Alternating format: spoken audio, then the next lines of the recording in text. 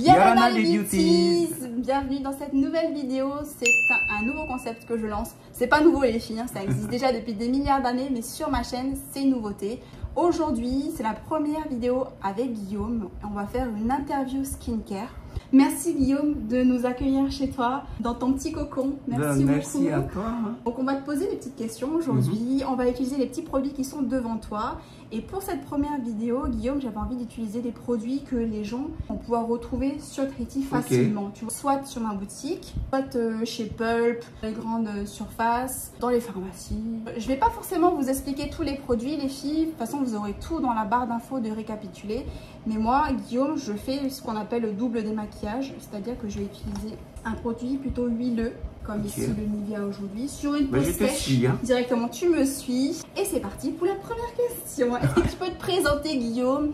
Qu'est-ce que tu as fait comme étude et quel est finalement ton chemin, ton parcours de vie? Guillaume Matarelli, artiste, interprète, compositeur, auteur du Fénois. Des années maintenant que je me produis sur les scènes du Fénois et aussi à l'extérieur.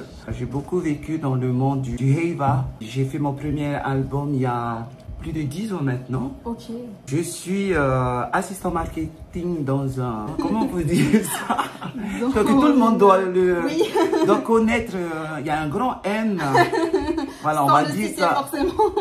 J'y suis, je travaille. On va dire que la direction a su adapter en fait un contrat, on va dire pour moi exceptionnellement pour que je puisse continuer à vivre de ma passion en tant qu'artiste. J'ai cette chance-là de d'avoir ce contrat-là avec ma direction, que je remercie d'ailleurs. À part ça, je suis bien content de pouvoir voir avec toi parce que je suis adepte de la skincare.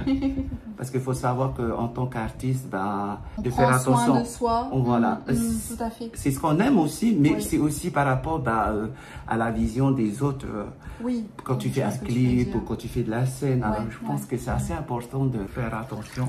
Oui, à son image, à ce que tu as envie de montrer. Exactement, et c'est pour ça, avec ta proposition de venir me voir aujourd'hui, je me suis dit, s'il te plaît, je fais trop bien, trop bien. Je suis née ici à Tahiti, Papeete. À Papeete, ok. Ma maman, elle est de Bora, et mon papa, il est natif de Tuamotu, Kokura Mani. Ok, d'où le t-shirt que tu portes, Kokura. Kokura Fishing, bon, c'est un petit clin d'œil à une amie qui a son petit magasin sur l'île et j'en suis tellement fière, tu vois. Génial! Ils fabriquent des leurres et tout ça pour la pêche.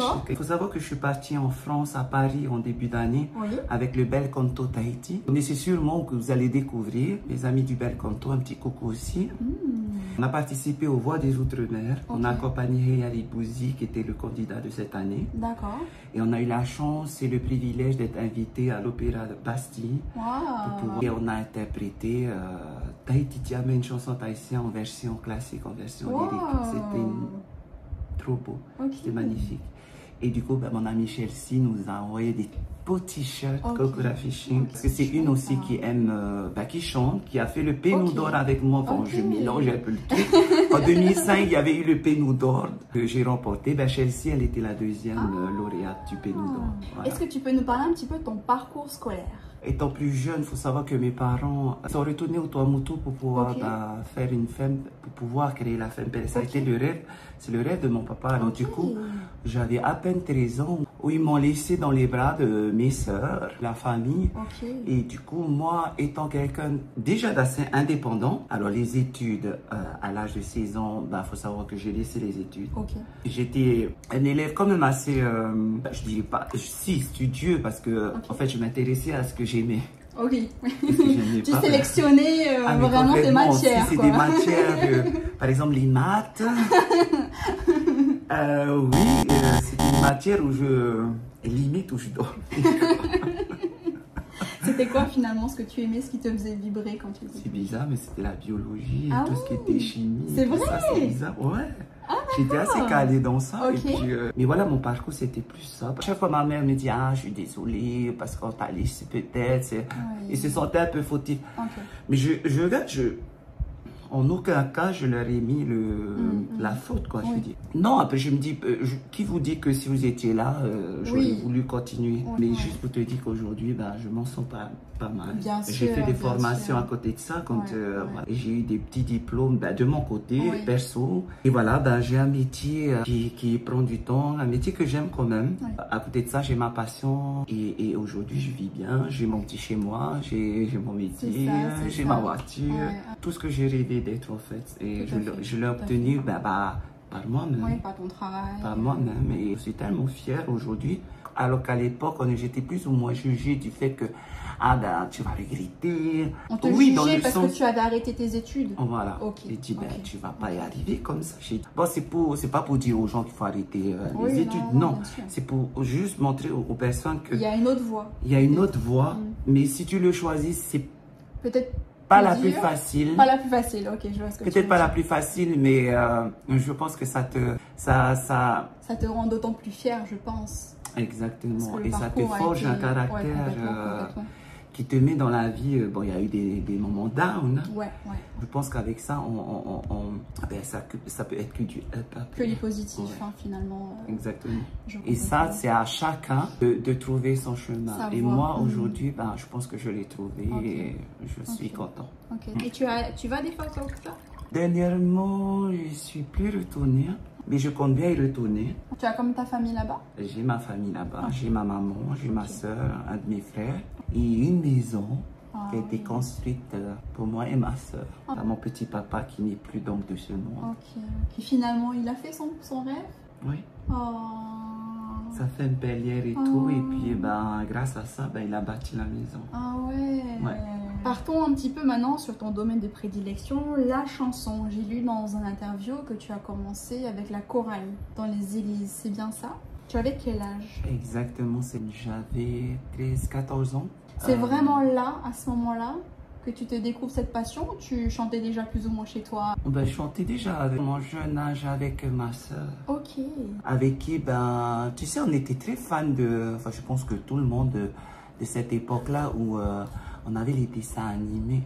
Tu vois, les dessins animés avec des génériques. Disney, tout ça.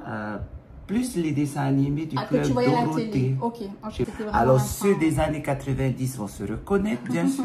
J'ai connu le club Dorothée où tous les mercredis après-midi, on n'avait qu'une seule envie. C'était de rentrer à la maison et d'allumer la télé à une certaine heure parce que ça commençait. Du coup, tu avais les Chevaliers du Zodiac, Dragon Ball Z, tu avais tout ça, Sailor Moon. On était fans, mais ça peut être cheap maintenant quand tu regardes, mais non, à notre époque, c'était le top du top. Moi, j'adorais Sailor Moon, les transformations. Voilà, c'est ça. Et moi, je retrouve plus ce genre de dessin animé aujourd'hui. Exactement. Ces dessins animés-là étaient toujours accompagnés de génériques avec des chansons qui étaient composées. Parce qu'aujourd'hui, j'en vois plus, j'entends plus. Franchement, c'est débile des fois les chansons que j'entends. Les lapin crétin, machin. Là. Ça, j'ai lapin crétin, mais il faut arrêter de faire des trucs comme ça. Et voilà, et du coup, on chantait. Je chantais ça à la maison. Oui. Du coup, je me suis découvert, même la famille disait que ça chante chez nous. Du coup, ma maman a gratté un peu du ukulélé avec mes frères. Maman chante, mon papa chante dans les chorales. Et du coup, je pense que vient de là cet amour et aussi ce don-là, je pense, de la chanson. À l'école primaire, je me rappelle, j'avais un instituteur. Moi, je l'adorais, Monsieur Marc. Comme tous les matins, il avait sa guitare, c'était trop bien. Alors, un conseil pour les enfants, là, commencer avec de la musique. Le matin, tu arrives, tu as ton enfant qui est peut-être pas réveillé et tout. Tu joues de la musique, tu mets de la musique et vous chantez. Ça réveille. Puis ça met du beau mon cœur. Bon, j'étais derrière la classe à chaque fois, tu vois, je me mettais toujours en retrait. Je me cherchais, en fait. Tu te poses plein de questions et qu'est-ce que tu fais? L'enfant se met en retrait, se sent un peu à part de tout le monde, je me sentais à part. Et encore grâce à la chanson, je pense que la chanson m'a sauvée. Il se mettait à jouer, à gratter de la guitare et il apprenait des chansons. Il faut savoir qu'à l'époque, un jeune garçon, il y avait certains qui ne muaient pas vite de la voix. Moi, à l'époque, j'avais une voix, mais alors... Très aiguë. Aiguë au perché. Et moi, j'en avais honte, en fait. J'en avais honte. Et là vient le moment où il fait chanter chaque élève à son tour. Et je me suis mis à chanter. Et tu sais, à ce moment-là, il a arrêté de jouer. C'est vrai. Ouais, Il avait découvert un talent, là. Ouais, exactement. Et il avait arrêté de jouer, il me regarde. Okay. Et depuis ce jour-là, je n'étais plus à l'arrière de la salle. Là, il m'a dit, tu viens devant. Ouais. Je crois que j'avais besoin aussi de cette reconnaissance-là, de me dire que je savais faire quelque chose et tout. Je pense que c'est de là est venu vraiment mon amour et, pour la chanson et me dire que j'avais vraiment quelque chose à partager. Et ma première scène se fait en primaire parce qu'il fallait représenter toute l'école. Et ensuite vient le moment de la chorale et tout ça. Où, là vraiment j'ai pu m'exprimer. On va dire que c'était aussi la même chose parce que je me mettais derrière, tu vois, la chorale. Parce qu'à 14 ans, j'avais toujours ma voix un petit peu aiguë comparée aux autres. Mais je me suis découvert aussi à ce moment-là et puis je suis devenu maestro à durée plus de 15 ans. What? Ah ouais. C'était comme une école, hein. J'ai jamais pris cours de chant, tout ça. Mais c'était à la suite, en 2005, avec le Pénou d'Or que j'ai remporté avec Gabi Cavallo et Emmanuel Vidal. J'ai pu performer au conservatoire avec eux dans le chant lyrique, la meilleure classe, chant lyrique classique. Alors ceux qui aiment la chanson, je conseille de prendre des cours de chant lyrique. Une fois que tu as la base du chant lyrique, tu chantes du lyrique, ensuite tu peux tout chanter. Tu peux tout chanter. Ah ouais. Et ça c'est véridique. Ok, d'accord. Et comment elle est bien, tu sais. Il y a eu 2006 qui était aussi une année assez magique pour moi parce que il y a eu le casting, le tout premier casting à l'époque qui s'appelait Voice of M, on peut dire.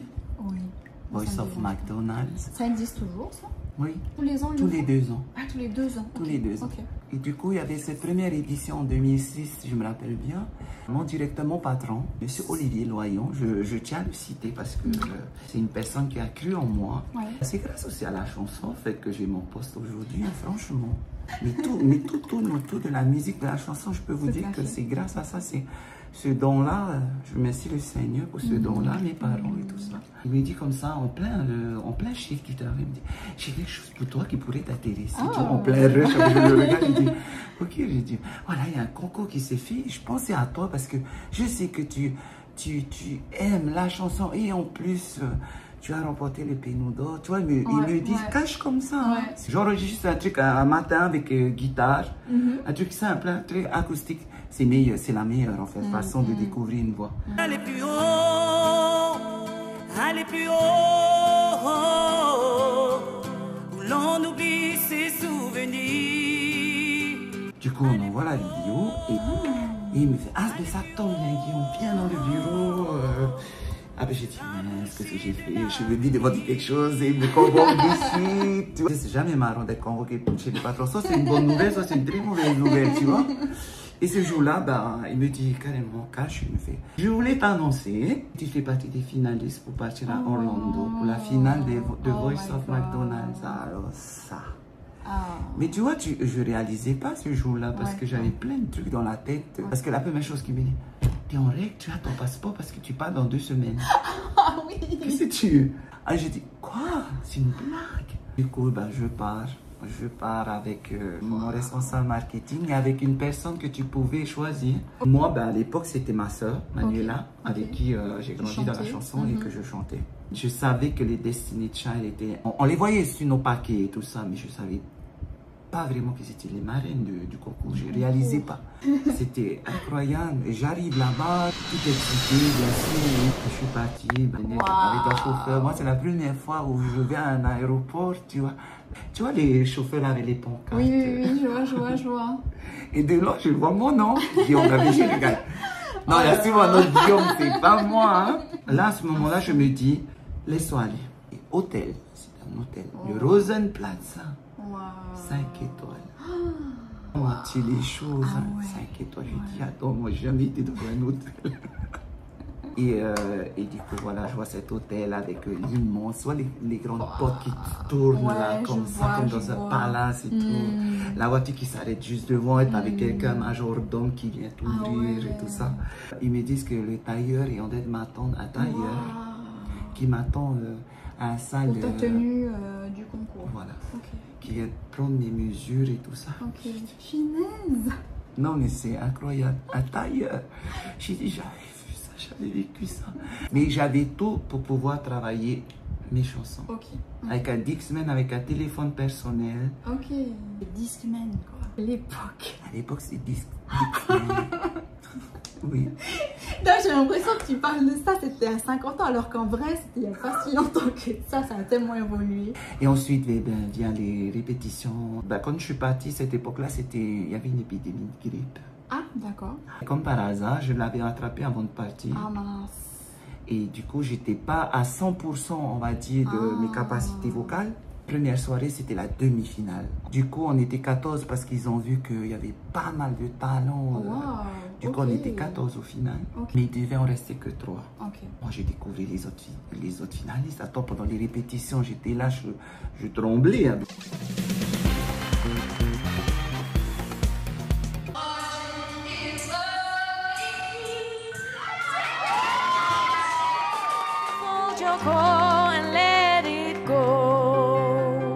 Savoir qu'on a eu des coachs vocaux, on en a eu 3. Et parmi ces coachs vocaux, on avait un qui avait coaché Whitney Houston. Oh wow. Ah, c'était impressionnant. Tous les jours, j'étais là, je vivais un rêve éveillé.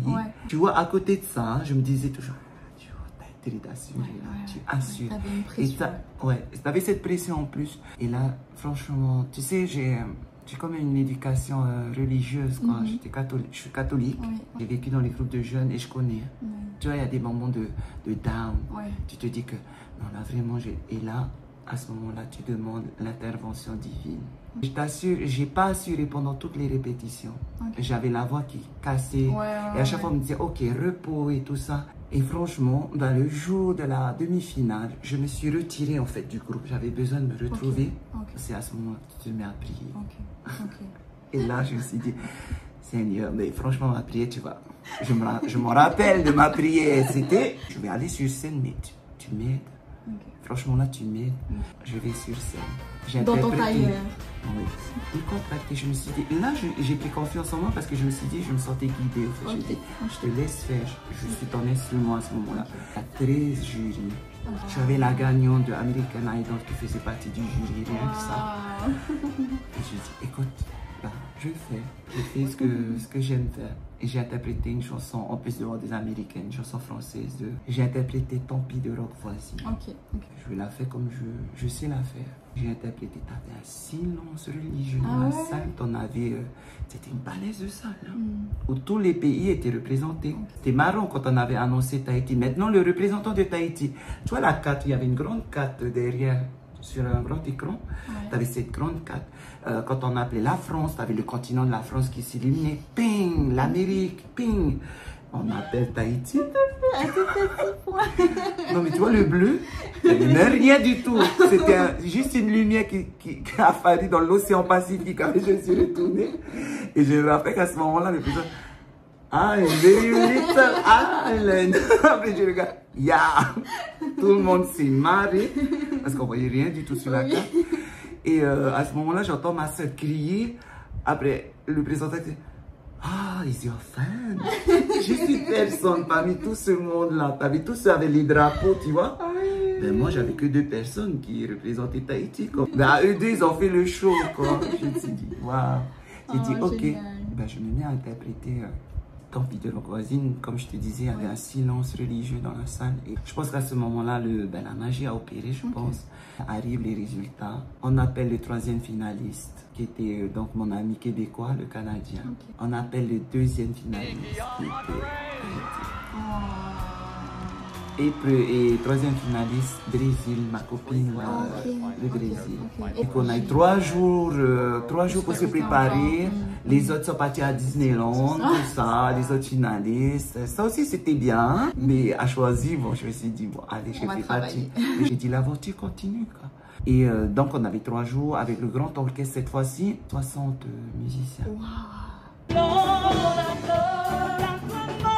Et là, ce soir-là, on a donc la présence de nos fameuses marraines, les Destiny's Child. Vraiment, je me suis dit, waouh, c'est l'apothéose de ce séjour. Et j'ai eu la chance de passer devant leur loge, tu sais. Ils avaient des loges privatisées. Bon, je voyais un peu à travers.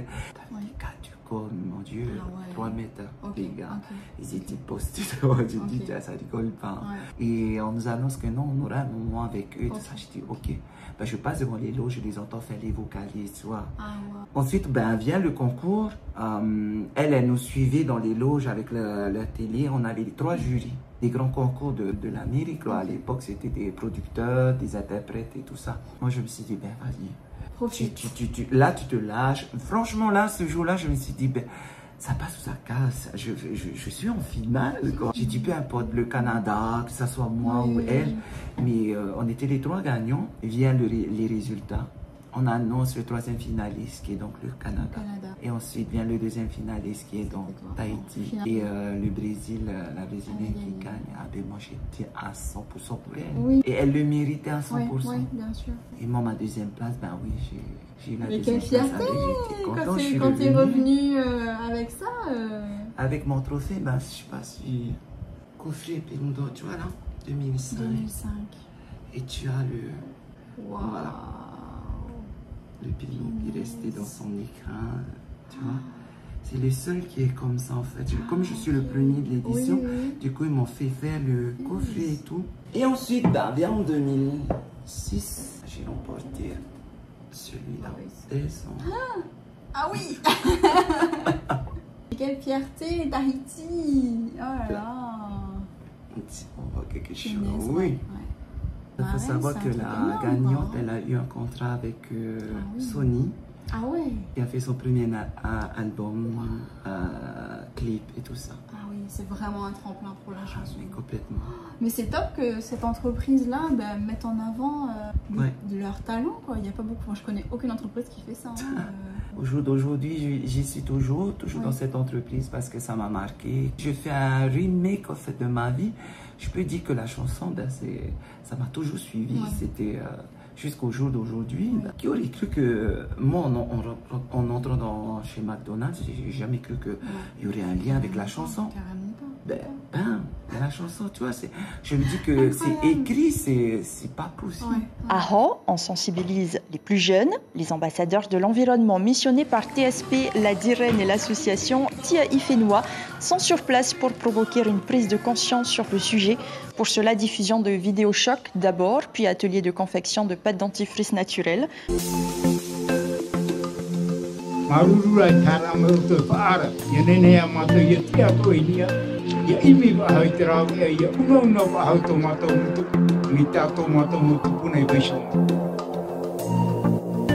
Je sais que l'environnement a une place quand même importante dans ta vie. Puisque aujourd'hui tu es ambassadeur pour l'environnement. Est-ce que tu peux nous en parler un petit peu? Moi, c'est vraiment grâce à ça où tu es venu chez moi, donc à Ho, et où j'ai pu te voir interpréter des chansons. Moi, ça m'a beaucoup marqué parce que même si tu n'avais rien, tu n'as pas de scène, c'est un éclairage, tu vois, salomnisme, le son, c'est pas ça. Mais malgré tout ça, tu as arrivé à te donner à 200% et à nous faire passer des émotions et j'ai trouvé ça vraiment extraordinaire. C'est clair. J'ai été approchée par Edouard Malakai. Il m'appelle comme ça, il me dit, écoute Guillaume, voilà, on fait partie des ambassadeurs. Il m'explique vite fait le concept que je ne connaissais pas trop. En me parlant de l'environnement, j'ai dit, eh ben, tout le monde est concerné. Moi, j'essaie du moins à mon échelle de pouvoir faire quelque chose, ne serait-ce que de bien trier. Mais je pourrais te dire que avoir le titre, tu vois, quand on parle d'ambassadeur, rien que le mot ambassadeur, j'étais un peu limite gênée avec ça. J'ai dit, hein, ambassadeur, mais attends, je suis à peine, je suis un bleu, quoi. Tout ce qui est environnement. Et toi, tu me dis, avoir le titre d'ambassadeur. J'ai dit, non, mais c'est un concept et tout ça. On va t'expliquer, tu vas comprendre pourquoi. Il faut que ça soit fort, il faut que ça soit pertinent. Il faut utiliser déjà des mots qui marquent et tout ça. Et pour ça, on a besoin de... Donc, il faisait appel aux artistes, chanteurs, qui avaient plus ou moins un peu ce côté-là, parce que déjà de par mes clips où je montrais un peu l'environnement, un peu mon attachement sur la beauté de notre Fénois, j'avais, sans le savoir, déjà un peu ce message-là que je véhiculais. Et attends, À ce moment-là, j'avais plus pensé à une de mes premiers tubes que j'avais à l'époque. Oui. C'était Écoute la Terre. Oui. J'avais cette chanson qui me poursuivait à la sortie de mon album. Exact. Et il me dit, déjà là, c'était un signe que comme quoi, ben, j'ai dit oui. En plus, j'avais demandé explicitement à Jimmy Teriwane qui me l'a écrit, composé, que je voulais parler de quelque chose qui nous parle de la terre, de cette... Toi, la reconnaissance que tu as de vivre cette terre, ben, c'est devenu l'hymne de ma première édition qui était sur Anna. J'ai eu la chance donc de découvrir Anna, tu vois. Grâce quand même à cette aventure des ambassadeurs, j'ai pu découvrir des îles que forcément pas peut-être que j'aurais été parce que faute de moyens ou d'occasion. Ouais. Écoute le vent, écoute le ciel, écoute la terre te parler. Du coup, je me suis découvert en fait dans ce titre-là d'ambassadeur. Là, j'ai essayé de faire le lien en fait entre ambassadeur et de ce que je pouvais faire. J'ai dit, bah, c'est de par ma notoriété en fait, de pouvoir prôner en fait l'environnement. J'ai dit, ok, j'essaie de mettre un truc de classer ça dans ma tête, de me dire que bah, de par cette notoriété-là, utilise-la à bon escient, c'est-à-dire, voilà. Et du coup, je comprenais mieux un peu le sens d'ambassadeur. Parce que quand tu annonces ambassade de l'environnement, tout de suite, faut que tu sois un exemple. J'ai dit, attends, je dois plus utiliser ça, il faut que je fasse ça. Tout de suite, dans la tête, tu te dis ça. Attends, j'étais pas vraiment le très bon exemple. Oui, je vois. Tu vois ce que je veux dire? Je vois ce que tu veux dire. Mais là, j'ai commencé à comprendre et ben, j'ai beaucoup appris grâce à ça, à la direction de l'environnement, la DIREN. Voilà, ben, aujourd'hui, je fais partie de cette équipe-là. On a pu réaliser des émissions dans plusieurs îles. J'ai mes amis ambassadeurs, humoristes comme Yepo, il y a des artistes comme Teisho, Eto, Adèle la girafe, il y a aussi nos Miss Ravahiri, tout ça. Il y a aussi nos émissions et là c'est la deuxième saison. C'est toujours le même principe, c'est-à-dire qu'on allait dans les îles, c'est pour pouvoir apporter en fait un message à toute la population. C'est pas évident d'aller parler un peu de... Sensibiliser les gens à l'environnement. Sensibiliser parce que tu avais l'impression qu'on venait avec notre casquette de gendarme. Voilà, un peu. Alors que c'était pas du tout ça le principe, parce qu'on venait justement leur expliquer l'importance en fait déjà de bien de faire les tris, de faire le ramassage et aussi de leur expliquer que ça venait pas que c'est pas que les déchets en fait de la population. Nous vraiment c'était le message, c'était de dire que nous recevons des déchets de l'extérieur et c'est pour ça que pendant nos missions on allait à toi au large. Voilà, ramasser les déchets qui arrivaient par le sol. Exactement. C'était plus en fait ça pour alerter la population que comme quoi. Oui, mais quelque part, toi, tu es tout seul dans ta petite île, tu reçois tout ce que t'envoient les grands continents. Qu'est-ce que toi, à ton échelle, tu peux faire, hormis ramasser les saletés des autres, quoi? Comment, parce que finalement, c'est eux qu'il faut sensibiliser, c'est les grands pays.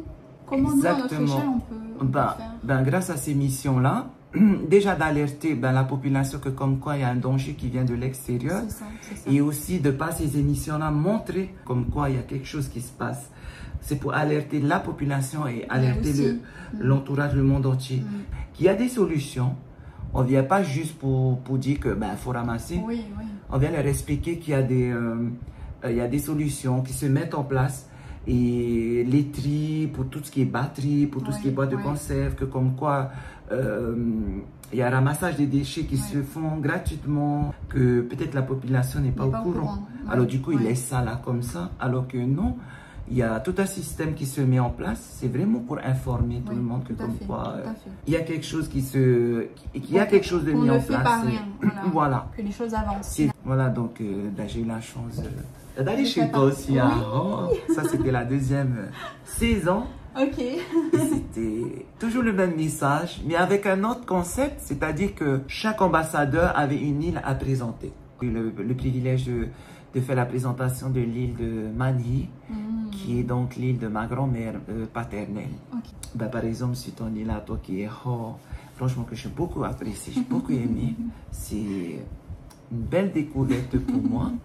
Il y a eu Yepo qui a présenté donc l'île de Rho. Chaque fin de mission, pour remercier en fait toute la population qui a participé, ben, nous à notre niveau, ben, en tant qu'artistes, on s'est dit, ben, ils sont quand même là, et on doit automatiquement, ben, pour les remercier, ben, présenter quand même un show. Un show. On n'est pas juste... on n'est pas juste des ambassadeurs ou des gens qui viennent dire, ben, ramasser ce qu'il y a ramassé. Non.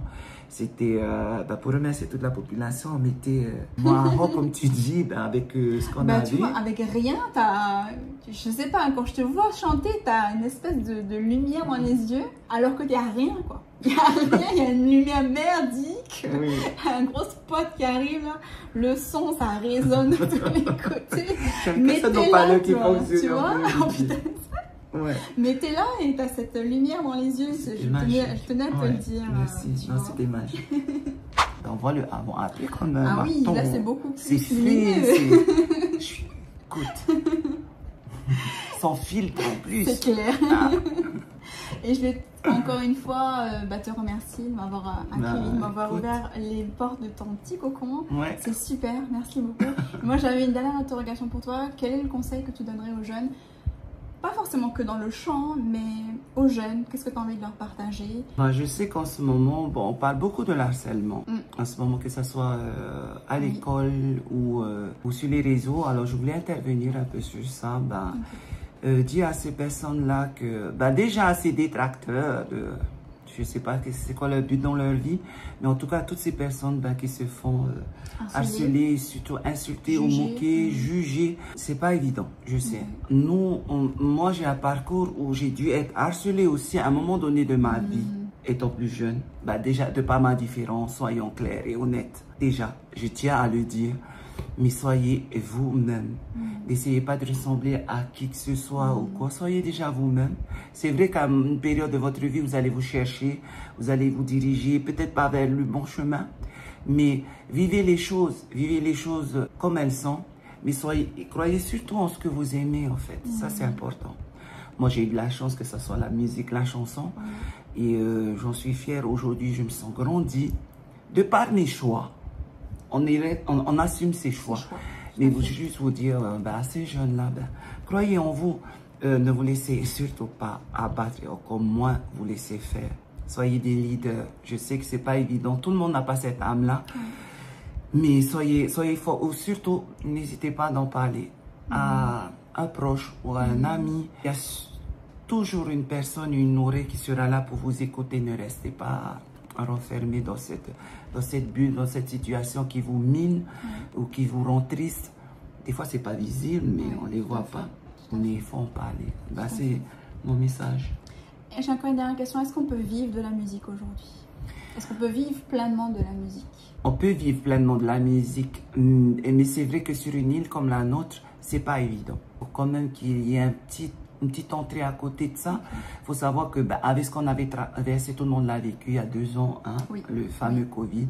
Ça a été un coup dur pour plein d'artistes, pour moi. Mais heureusement que j'avais McDonald's à côté. Mais je me rappelle que mes amis artistes, c'était un coup dur. Alors du coup, vivre de la musique, oui certes, mais sans épidémie, ça serait mieux. Mais si tu veux vivre que de ça, il faut que tu sois à fond dessus, que tu aies des compositions, que tu aies... ta touche d'originalité. Ta touche à toi, que tu sois... que tu aies des contrats partout, que ce soit dans les hôtels ou au dehors. Il y en a qui vivent que de ça, mais pas beaucoup.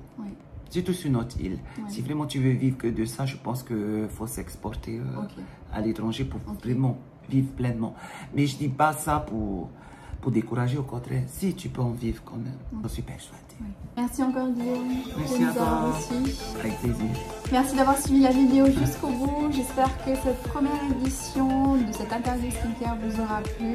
N'hésitez pas à lâcher un méga like sous cette vidéo, à mettre des commentaires. N'hésitez pas, on sera là pour nous répondre. Je te souhaite beaucoup de courage pour la suite. Qu'est-ce qu'on peut te souhaiter pour la suite? Qu'est-ce qu'on te souhaite? Je sais que tu as pas mal de contrats en ce moment. Tu viens demain soir chez nous à la piscine. Exactement. Ravoma, j'arrive. Voilà. Merci encore, Guillaume. Merci. Bye bye. Bye.